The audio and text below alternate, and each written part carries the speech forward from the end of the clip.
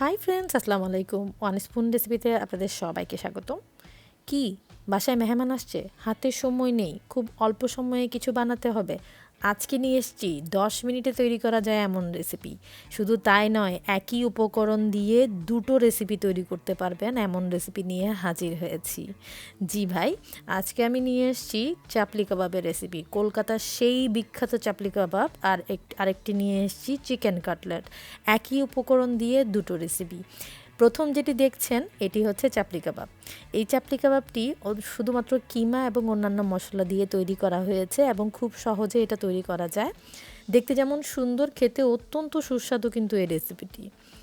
সাথে এখন যেটা দেখছেন এটা হচ্ছে চিকেন কাটলেট। খুব ইজি ওয়েতে এটা তৈরি করা যায় এবং খুব কম সময়ে। আজকাল আমাদের দৈনন্দিন জীবনে সময়ের কিন্তু খুব অভাব, আর এই অভাবের সময়ের জন্য এই সহজ রেসিপিটি আজকে আপনাদের জন্য। তাহলে দেরি না করে শুরু করা যাক আজকের দুটোটা রেসিপিটি তৈরি করার জন্য এখানে আমি বাটিতে নিয়ে নিচ্ছি কিমা। এখানে আমি 500 গ্রাম চিকেন ব্রেস্টকে কিমা বানিয়ে নিয়েছি। আপনারা আপনাদের পছন্দ অনুযায়ী পরিমাণটা কম বেশি করতে পারেন। সাথে বিভিন্ন মশলাগুলো এখানে আমি দিয়ে দিব 500 গ্রামের মতন চিকেন কিমাটাকে আমি খুব ভালো করে কিমা মেশিন দিয়ে গ্রাইন্ড করে নিয়েছি। এখন আমি এখানে দিয়ে দিচ্ছি সকল মশলা। এখানে আমি দিয়ে দিচ্ছি পেঁয়াজ কুচি। এখানে আমি দুটো বড় পেঁয়াজকে কুচি করে নিয়েছি। সাথে নিয়ে দিচ্ছি টমেটো কুচি এবং গ্রিন চিলি নিয়েছি এখানে দুটো, সেগুলোকেও কুচি করে নিয়ে নিলাম।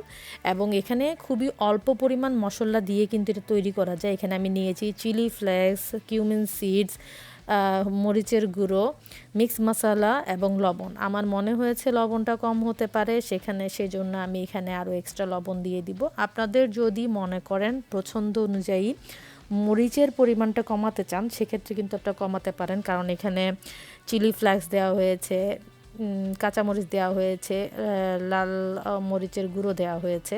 অনেকে চিনিটা কম খান, সেক্ষেত্রে আপনারা কিন্তু কমই দিতে পারেন। এখানে কিন্তু কোনো প্রকার স্কিপ না করে আমি পুরো রেসিপিটি আপনাদেরকে দেখাচ্ছি। এটাকে আমি খুব ভালো করে মাখিয়ে নিব। কিমাটা সাধারণত একটু আঠালো টাইপের হয়, সেক্ষেত্রে মশলাগুলো খুব ভালো মতন মেশানো যায় না। সেক্ষেত্রে আপনাকে কিন্তু যথেষ্ট সময় নিয়ে আস্তে আস্তে পুরো কিমাটাকে মিশিয়ে নিতে হবে। আমার রেসিপিগুলো যদি আপনাদের ভালো লেগে থাকে তাহলে অবশ্যই লাইক, কমেন্ট, শেয়ার করবেন। আর ভিডিও কোয়ালিটি কেমন হচ্ছে সেটা আমাকে দয়া করে জানাবেন কমেন্টের মাধ্যমে। এখন আমি এটাকে খুব ভালো করে মাখিয়ে নিব। এখানে কিন্তু আমি কোনো প্রকার বাটা মশলা ব্যবহার করিনি, সবগুলোই কিন্তু মশলা ছিল। এখন এটাকে ভালো করে মাখিয়ে নিয়ে একপাশে রেখে দিব। চাপলি কাবাবের রেসিপি কিন্তু খুবই সহজ এবং খুবই কম সময়ে তৈরি করা যায়। এখানে আমি এখন একটা প্লেটের মধ্যে ব্রেড ক্রাম্ব নিয়ে নিচ্ছি এবং দুটো ডিমকে ফাটিয়ে নিব। এই কিমার উপকরণগুলো দিয়েই কিন্তু আজকে আমি দুটো রেসিপি তৈরি করে নিব। এখানে আমি ডিমটাকে মশলা যে বাটিতে নিয়েছিলাম সে বাটির মধ্যে ফাটিয়ে নিচ্ছি, কারণ এখানে কিছু মশলা লেগে আছে লবণ সহ, আমাকে আর এক্সট্রা করে অন্য কোনো মশলা দিতে হবে না। তো এখানে আমি কোটিংয়ের জন্য কিন্তু ডিমটা নিয়েছিলাম এবং ডিমটাকে ফাটিয়ে এক পাশে রেখে দিব। আমার রেসিপিগুলো যদি আপনাদের ভালো লেগে থাকে তাহলে অবশ্যই লাইক, কমেন্ট, শেয়ার করবেন। এখন আমি একটি প্যান নিয়ে নিলাম, সেখানে আমি তেল গরম করার জন্য দিয়ে দিচ্ছি। এখানে আমি ডুবো তেল ব্যবহার করছি, যেহেতু আমি চিকেনগুলোকে ভেজে নেব। আমার রেসিপিগুলো যদি আপনাদের ভালো লেগে থাকে তাহলে অবশ্যই লাইক, কমেন্ট, শেয়ার করবেন। তেলটা গরম হতে হতে এখন আমি কিমার একটি শেপ তৈরি করে নিব। এখানে প্রথম কিমার জন্য যে শেপটা দিতে হবে ঠিক ওইভাবে আপনি আপনার পছন্দ মতন যে কোনো শেপই দিতে পারেন। তবে চাপলি কাবাবের ক্ষেত্রে কিন্তু আপনার কিমাটা একটু চ্যাপটা করে নিলে ভালো হয়, তাহলে কিন্তু তাড়াতাড়ি সেদ্ধ হয়ে যায়। যেহেতু আমরা ভাজবো, তেলটা গরম করতে দিয়েছি, গরম তেলে দিব, তো সেক্ষেত্রে যাতে তাড়াতাড়ি ভাজা হয়ে যায় ওই হিসেবে আপনি পাতলা পাতলা করে যে কোনো সাইজে করে নিতে পারেন। এখানে আমি একটু হাতের তালুতে নিয়ে এক সাইজ বড় করে করেছি, আপনারা যদি চান ছোট করে নিতে পারেন। আমি এতটুকু উপকরণ দিয়েই কিন্তু 5টা চাপলি কাবাব করে নিয়েছি। এখন আমি চিকেন কাটলেটের যেই উপকরণগুলো দেওয়া সেগুলোর জন্য এটাকে তৈরি করে নিচ্ছি।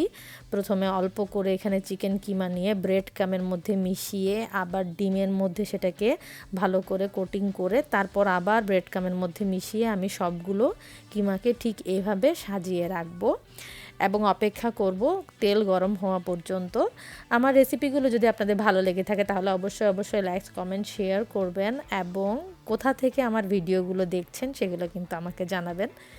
ব্রেড ক্রাম্ব এভাবে কোটিং করতে গেলে কিন্তু হাতের মধ্যে লেগে যায়, তো সেই ক্ষেত্রে আমি হাত থেকে ছাড়িয়ে ওগুলো কিন্তু পাশে রেখে দিয়েছি, ওগুলো দিয়ে কিন্তু কোটিং করছি না, তাহলে এখানে কিন্তু পুড়ে যাওয়ার সম্ভাবনা বেশি থাকে। সো যখন আপনি কিমাটাকে কোটিং করবেন সেক্ষেত্রে এই জিনিসটা খেয়াল রাখবেন যাতে এক্সট্রা কোনো কিছু যেন না থাকে যেটা চিকেনের স্বাদটাকে নষ্ট করে দিতে পারে। আপনি যদি চান আরও ছোটো সাইজেও করতে পারেন। আমার তেলটা গরম হয়ে আসার পর আমি এখন আস্তে আস্তে যে চিকেন চাপলি কাবাবের যে কিমাটা ছিল সেটা এখন আস্তে আস্তে ছেড়ে দিচ্ছি। এভাবেই কিন্তু আমি এটাকে পুরো ভেজে নিব যতক্ষণ না পর্যন্ত গোল্ডেন ব্রাউন হয়ে যায়। আমার রেসিপিগুলো যদি আপনাদের ভালো লেগে থাকে তাহলে অবশ্যই লাইক কমেন্ট শেয়ার করবেন এবং যদি রান্না করে থাকেন তাহলে আমার ফেসবুক পেজে শেয়ার করবেন। এখানে আমি আমার ফেসবুক পেজের লিংক দিয়ে দিচ্ছি, আপনারা যদি ছবি তুলে শেয়ার করেন তাহলে আমার দেখতে ভালো লাগবে। এখন আমি এক পাশ মোটামুটি হয়ে আসছে, কিন্তু আমি আরেক পাশ উল্টে দিলাম। এটাকে কিন্তু যথেষ্ট সময় নিয়ে আপনাদের ভাজতে হবে, তো সেই ক্ষেত্রে চুলার আঁচটা যদি মিডিয়াম লোতে থাকে তাহলে ভালো হয়, তাহলে এটা আস্তে আস্তে ভেতরে সেদ্ধ হতে থাকে। তাড়াহুড়ো করলে কিন্তু চিকেন চাপলি কাবাবের রেসিপিটা তেমন একটা ভালো লাগে না। আমি তো অনেক সময় চিকেন চাপলি কাবাবের যে কিমাটা তৈরি করি পেটির মতন করে, সেটাকে আমি কিন্তু বার্গার দিয়েও কিন্তু সার্ভ করি। স্পেশালি ঘরে যখন বাচ্চারা খুব বার্গার খেতে ইচ্ছে করে তখন আমি কিন্তু এভাবেই এটাকে সার্ভ করে দেই, তাহলে এটার জন্য আমাকে এক্সট্রা সালাদ দিতে হয় না। ছোট বাচ্চারা যখন বার্গারটা খায় এক্সট্রা সালাদ দিলে সেগুলোকে কিন্তু ফেলে দেয়, অনেকে কিন্তু ভেজিটেবলসগুলো খেতে পছন্দ করে না। তো সেক্ষেত্রে যখন আপনি কিমা কিংবা পেটি ভাজার সময় যদি এভাবে কুচি করে মশলাগুলো দিয়ে দেন তাহলে কিন্তু বাচ্চারা আর ওটা ফেলতে পারে না কিংবা চিকেন মনে করে ওটা খেয়ে নেয়। সো আমি মাঝে মাঝে এভাবেই বার্গারের জন্য পেটিটাকে চিকেন চাপলি কাবাবের মতন করেই তৈরি করে থাকি। সেক্ষেত্রে কিন্তু আমি মরিচের পরিমাণটা কম দিই কিংবা চিলি ফ্লেক্সটাকে ইউজ করি না, কারণ চিলি ফ্লেক্সটা অনেক সময় অনেক বাচ্চারা খেতে পারে না। এখন আমি এটাকে সুন্দর করে তুলে নিব। মোটামুটি আমার ভাজা হয়ে আসছে। আমি কিন্তু ভিডিওটাকে স্কিপ না করেই কিন্তু আপনাদেরকে পুরোটাই স্পিড বাড়িয়ে দেখালাম। ঠিক এভাবে ভেজে নেওয়ার পর ব্যাস আমার চাপলি কাবাব রেডি সার্ভ করার জন্যে। বিকেলের নাস্তা হিসেবেও কিন্তু আমরা চাপলি কাবাবটাকে খুব মজা করে খেতে পারি, কিংবা ইফতারেও যখন শর্টকাট কোনো ইফতার তৈরি করতে হয় সেক্ষেত্রে কিন্তু চাপলি কাবাবের কোনো জুড়ি নেই। এখন আসি নেক্সটটা, চিকেন কাটলেটটাকে ভেজে নেব।